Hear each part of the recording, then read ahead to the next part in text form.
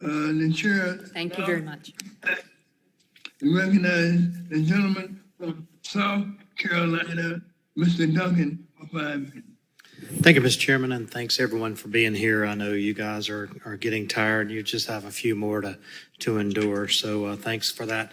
The Federal Energy Regulatory Commission's stated mission is to assist customers in obtaining reliable, efficient, and sustainable energy services at a reasonable cost through appropriate regulatory and market means. To fulfill this mission, FERC identifies the following primary goals. I'm going to skip down to number 3. To use resources effectively, adequately equipping FERC employees for success, and executing responsive and transparent processes that strengthen public trust. So I want to bring up a situation that a county in my district has been dealing with for quite some time. Greenwood County has been going back and forth with FERC on the type and construction of an emergency fuse plug at Lake Greenwood Dam.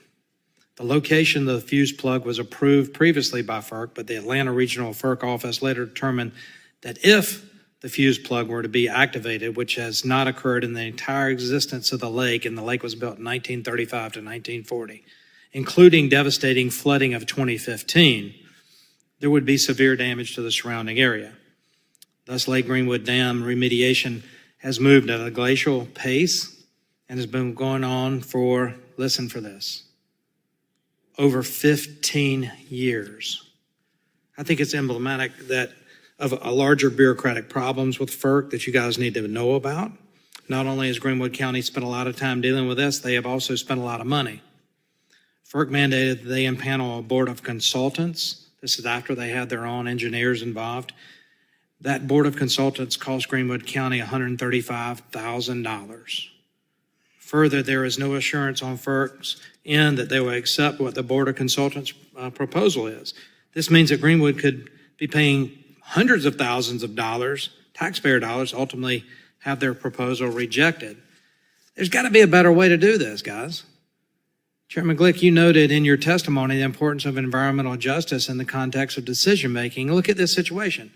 FERC has made a small rural county in South Carolina go back and forth for 15 years at the total cost to the county of $2 million and countless hours and personnel.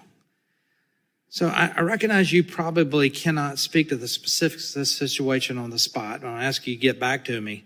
But do you think it's reasonable for an emergency fuse plug project on a lake that's been around that long, survived the 2015 floods, to take more than 15 years to be designed? And also, do you believe it's appropriate for Greenwood County to have been forced by FERC to spend over $2 million and yet not have achieved full design and approval of the project?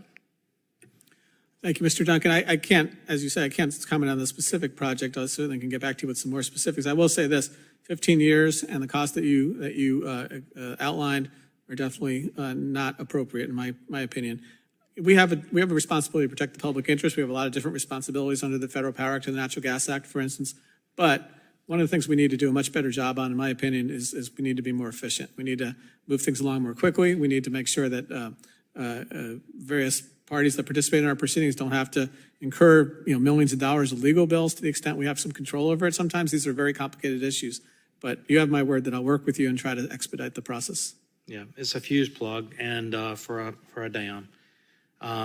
Thanks for your commitment to work with my staff and Greenwood County. I was hesitant to bring that up because sometimes you bring a project that up to the federal government and it actually hurts a project more. But, heck, 15 years and $2 million, I don't think you can hurt this county much more. It's time to get that deal done. I want to shift gears real quick and talk about the provision in the Clean Future Act that establishes a federal right to clean energy. This would allow large corporate energy purchasers to use their buying power to directly procure one source of generation, mainly intermittent renewables, at preferential rates.